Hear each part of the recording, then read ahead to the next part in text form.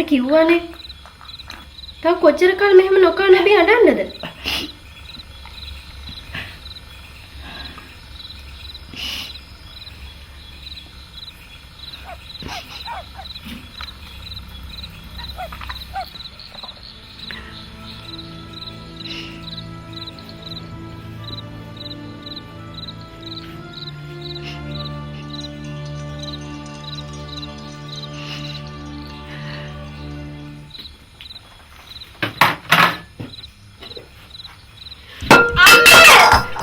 කෙල්ලේ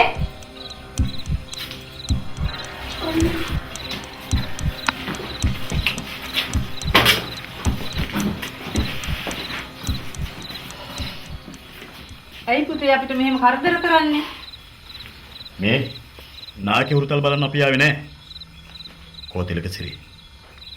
පුතා කැම්ප් එකට යනවා කියලා ගියා මිසක් ඉන් එහාට ඉන්නවද පැනලා ගියාද? නැත්තම් හොරාගේ අම්මගෙන් පේන අහන පුරුද්දක් අපිට නෑ. මං ඉස්සර කොයිතරම් තැන් වලට ගියාද පුතාව හොයන්න.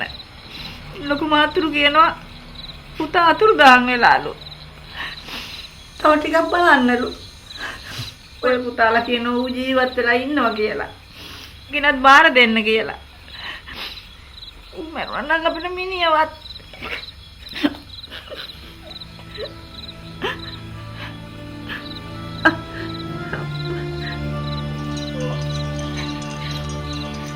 අම්මා ඉන්නේ අසනීපේ. මට පේන හැටියට මදින්න කලින්ම නන්දම්මට තන් රකින්නවා වගේ. අපිට දිගටම එන්න විද්දන්න ඇතිලක සිරි හොයන්නනේ. තිලක්සිරි ජීවත් වෙලා හිටියත් එයා ආයෙත් යුද්ධයට යන එකක් නෑ. මේ නංගි බබා හුකුම් පාඩ දාන හඳන්න එපා හරිද? තිලක සිරිට කියන්නේ ඇවිල්ලා කැම්ප් එකට බාර වෙන්නයි කියලා. කොපර්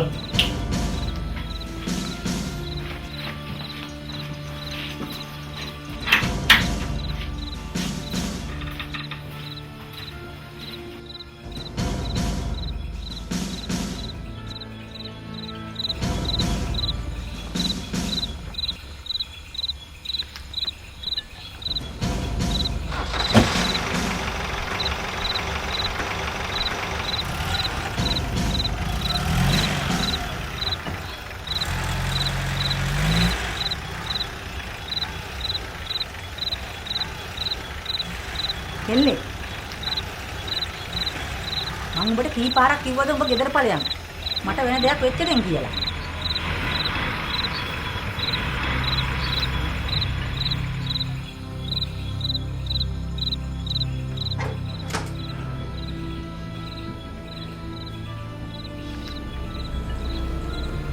අම්මේ මට විශ්වාසයි යා කොහේ හරි ජීවත් වෙලා ඉන්නවා කියලා. මේක දන්නේ උඩ ඉන්න දෙයියෝ තමයි. අනේ මගේ කොළුවා. අපි සිරිමල්ලය කියපු දිහාට ගිහින් බලමුද?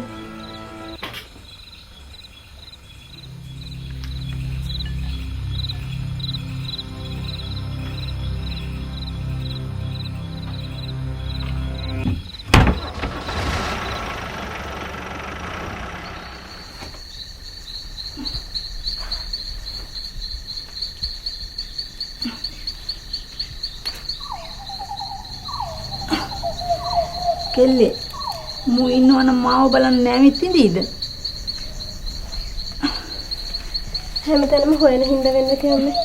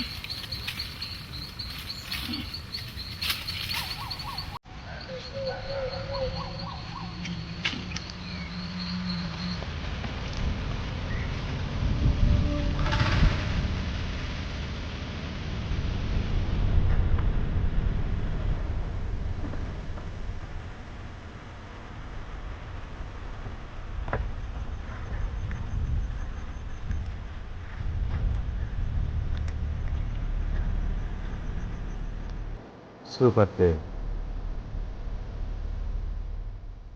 කරදරයක් කියලා හිතන්න එපා අපේ හාමුදුරුවනේ. තිලක සිරි කියලා කෙනෙක් මෙහෙ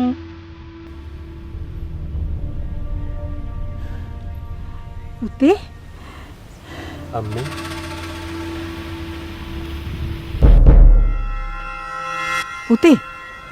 පුතේ අම්මා කලබල වෙන්න එපා අම්මේ.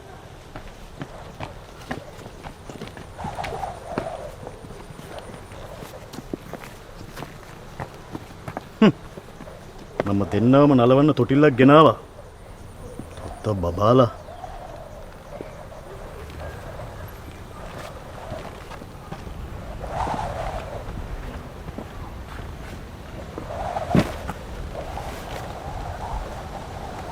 මං සාසයේ තිලකසිරි කියන්න ඕනේද? එහෙම නැත්නම් හාමුදුරුවෝ කියන්න ඕනේද? සෙල්ලම් නොද එනවන්න කැම්ප් එකට. ආමන්ත්‍රණය නෙමෙයි වැදගත්. අපු කාරණාවයි වැදගත්. අන්දන් බුද්ධ පුත්‍ර.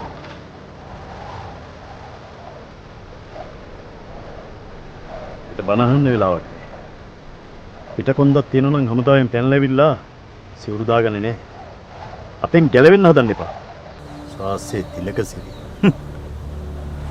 මම මරනවා දැකලා මැරෙනවා දැකලා ඒ වේදනාව අත්විඳලා ජීවිතය ගැන කලකිරීමෙන්ම මහණුණු කෙනෙක්. අවුරුදු 12කට ඇග්‍රීමන්ට් එක ගහලා අවුරුදු 5කින් පණින්න නැතුව ඉතිරි අවුරුදු 7ත් ඉඳලම සසර කලකිරවගත්තා නම් නේද හොඳ? අපිට මෙහෙම කරදර නොකර.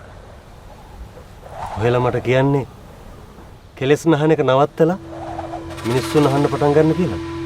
නෑ. අපි කියන්නේ නෑ මිනිස්සු මරන්න. අපි කියන්නේ අපේ ආරක්ෂාව අපිම බලා ගන්න ඕනේ කියලා. අපි වෙනුවෙන් අපි. පුතාලා අපි කියන දේ තේරුම් ගන්නේ නැහනේ. මේ අපිට අපේ රාජකාරිය කරන්න ඉඩ දෙන්න.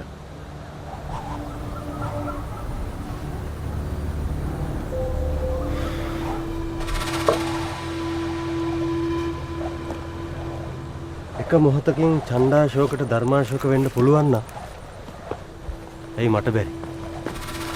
චණ්ඩාශෝක යුද්ධේ පටන් ගත්තා. එයාම යුද්ධේ නතර කළා. ඒත් සාමාන්‍ය සෙබළුන්ට එහෙම බෑ. දෙන දෙයක් කාලා කියන දෙයක් කරන්නයි තියෙන්නේ. තිලකසිරි දැන් ඕගොල්ලෝ යුද්ධයට අවශ්‍ය කාලෙ මේ.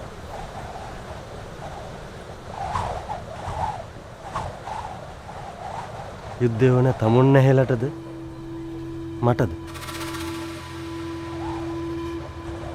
මගේ චීවරේ ගලවලා දාලා අතට ආයුධයක් දීලා තව මිනිහෙක්ව මරන්න කියලා අනක් දෙන්න පුළුවන් කාටද?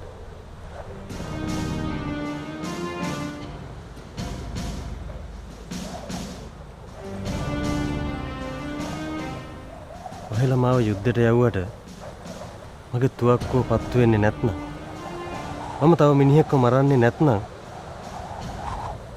ඒ කියන්නේ මගේ දඬුවම මරණ දඬුවම කියන එකද? සසරින් ගොඩ වෙන එකද මේ ආත්මෙන් නිදහස් වෙන එකද වඩා වැදගත්? හමුදුරනේ අපි ආවේ අපේ රාජකාරිය කරන්න.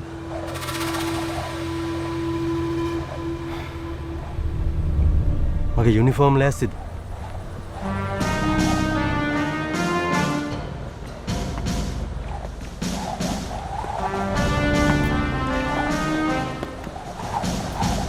සුවපත් වේවා. කෝසල මල්ලිකාවගේ හිතාය කරගෙන දාන දෙන්න.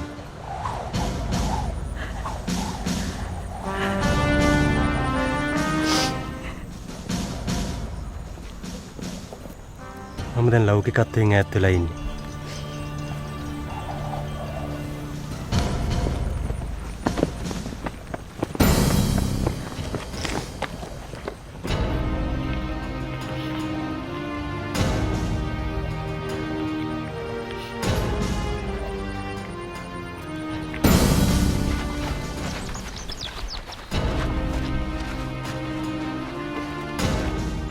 මනුෂ්‍යාත්මයක් ලබා ගන්න එක ඊටාම අසීරු කාරණාවක් කියලායි බුදුබණේ සඳහන් වෙන්නේ. ඒත් ප්‍රශ්නේ තියෙන්නේ ඒ තරම් උසස් ආත්මයක් ලබාගෙන අපි මොනවද කරන්න කියන එක.